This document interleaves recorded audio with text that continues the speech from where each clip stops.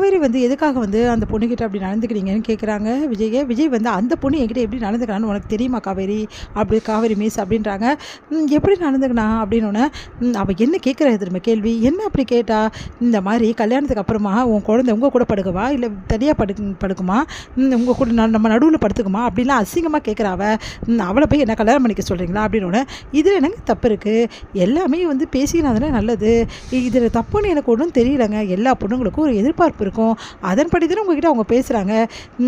ஏன் மிஸ் இப்படி பண்ணுறீங்க அவங்க பண்ணது தப்புன்னு உங்களுக்கு தெரியவே தெரியலையா எனக்கு என்னமோ அவங்க கேட்டதில் எந்த தப்பும் தெரியலைங்க அப்படின்னோடனே ஓ அப்படியா சரி எனக்கு நீங்கள் பொண்ணு பார்க்குறீங்கல்ல ஆமாம் அதே மாதிரி உங்களுக்கு நான் மாப்பிள்ளை பார்த்தா ஓகேவா அப்படின்னோடனே இப்போ புரியுதா அப்படின்றாங்க.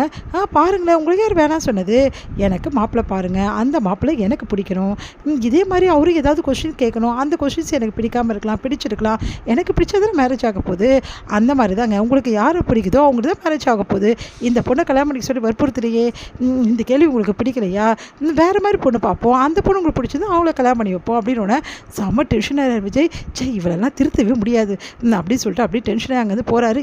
சார் ஒரு நிமிஷம் நில்லுங்க நீங்கள் பாட்டு போயிட்டே இருக்கேன் உங்ககிட்ட பேசுறதுக்கு எனக்கு எதுவும் இல்லைங்க அப்படின்றாங்க.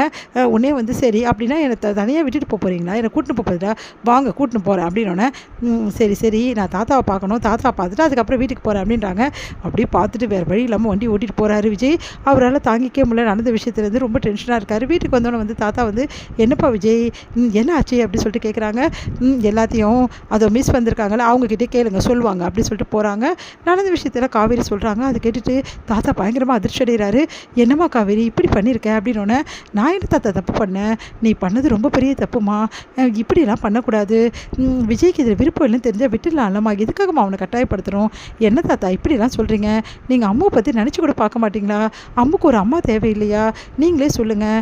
சரிம்மா நான் அம்மா தேவை தான் ஆனால் விஜய்க்கும் வந்து பிடிச்சிருக்கணும்லம்மா விஜய்க்கு பிடிச்சாதானம்மா கல்யாணம் பண்ணிக்க முடியும் நானும் அதுதான் தாத்தா சொல்கிறேன் இந்த பொண்ணை பிடிக்கல அவருக்கு வேற ஒரு பொண்ணை காட்டுவோம் எவ்வளோ பொண்ணுங்க இருக்காங்க தாத்தா கண்டிப்பாக அவருக்கு நல்ல பொண்ணு அமையும் அப்படின்னோடனே நான் சொல்கிறேன்னு தப்பாக நினச்சிக்காதுமா இதுக்கு நீயே கல்யாணம் பண்ணிக்கலாம்ல விஜய் ஏமா விஜய் உனக்கு பிடிக்கல அப்படின்னோடனே தாத்தா இதுக்கான காரணத்தை உங்கள் பேரண்ட்கிட்டயே நான் சொல்லிட்டேன் வேணா நீங்கள் கேட்டுக்கோங்க எனக்கு செட் ஆகாது தாத்தா ப்ளீஸ் தாத்தா இல்லைம்மா நான் சொல்கிறத கொஞ்சம் புரிஞ்சுக்கம்மா இப்போ நீ விஜய்க்கு பொண்ணு பார்க்குற அந்த பொண்ணு வந்து இந்த மாதிரி நடந்துக்கிறா இதே மாதிரி எல்லா பொண்ணும் அப்படி தான் நடந்துப்பாங்க அவங்கள பொறுத்த வரைக்கும் புருஷன் தான் முக்கியம் குழந்தை வந்து ரெண்டாம் பட்சம் தான் அந்த மாதிரி தானே விஜய்க்கு வந்து ஒய்ஃப் வந்தால் அந்த குழந்தைய கொடுமைப்படுத்த மாட்டாங்களாம்மா நீயே சொல்லுமா உனக்கே தெரியும்ல சித்திங்கெல்லாம் எப்படி குழந்தைய கொடுமைப்படுத்துவாங்கன்னு நீ கேள்விப்பட்டது கிடையாது அப்படின்னோடனே அப்படியே காவேரி யோசிக்கிறாங்க நல்லா யோசிச்சு பாருமா சித்திங்க வந்தால் கண்டிப்பாக குழந்தைய கொடுமைப்படுத்துவாங்கம்மா அது எல்லா இடத்துலையும் காலகாலமாக நடக்கிறதுமா அப்போது அந்த தண்டனையை வந்து அம்மும் நீ அனுபவிக்கணும்னு விரும்புறியா இல்லை தாத்தா குழந்தைய நல்லபடி பார்த்துக்கிட்டு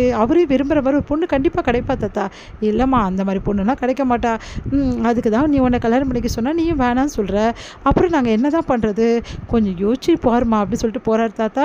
இங்கே வந்து காவேரி யோசிக்கிறாங்க என்ன இவர் இப்படி சொல்கிறாரு அப்படின்னு சொல்லிட்டு காவேரி குழப்பத்திலே வீட்டுக்கு வராங்க. எங்கள் வீட்டுக்கு வந்தோடனே செம்ம டென்ஷனாக இருக்காங்க. நம்ம வந்து சாரதா என்னடி நினச்சிட்டு இருக்கோம் மனசுலன்னு கத்துறாங்க. ஏம்மா வீட்டுக்கு வந்தோடனே இப்படி கத்துற அப்படின்றாங்க காவேரி. வேறு என்னடி சொல்கிறது என்ன நினச்சிட்டு இருக்க விஜய் தம்பிக்கு எதுக்காக பொண்ணு பார்த்துட்டு இருக்க நீ பண்ணுறது கொஞ்சம் மாடு சரியில்லையா அந்த பொண்ணு கூட்டு வந்து உட்கார வச்சியா அந்த பொண்ணு ஏடகுறமான கேள்வியெல்லாம் கேட்குறாளாம்.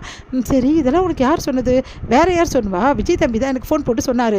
ஓ உங்ககிட்டே சொல்லிட்டாரா அவர் ஏன் தான் இப்படி இருக்காரோ தெரில அப்படின்னோடனே நீ ஏன் இப்படி இருக்க அவர் கரெக்டாக தானே இருக்காரு ஆனால் நீ தான் ஆளே சரியில்லை நீ ஏன் இப்படி இருக்கன்னு எனக்கும் புரியல அப்படின்றாங்க. அது கேட்டுட்டு இங்கே பாருமா அதுக்கான ரீசனை நான் அவர்கிட்டயே சொல்லிட்டேன்.